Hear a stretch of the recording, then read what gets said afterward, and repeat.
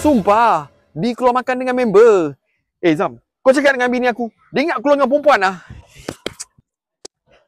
Halo? Siapa tu?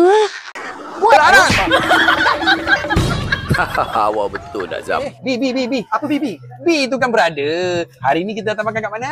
Meledak Station. Hari ni kita orang nak revealkan kat korang kedai ikan bakar dan shell out antara termurah sekali kat Melaka. Hanya RM50 guys untuk set bulan bagi 2 orang makan yang dihidangkan dengan ikan siakap masak 3 rasa, kailan ikan masin, telur dadah 2 set, nasi 2 pinggan dan harga ni termasuk sekali air take wise 2 gelas.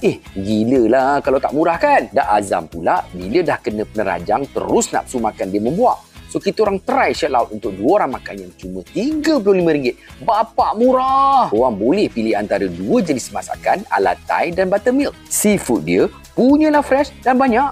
Ada ketam, udang, lala dan macam-macam lagi. Yang bestnya sedap dan cepat. Patutlah ramai orang suka makan kat sini. Mana lagi? Meledak Station le.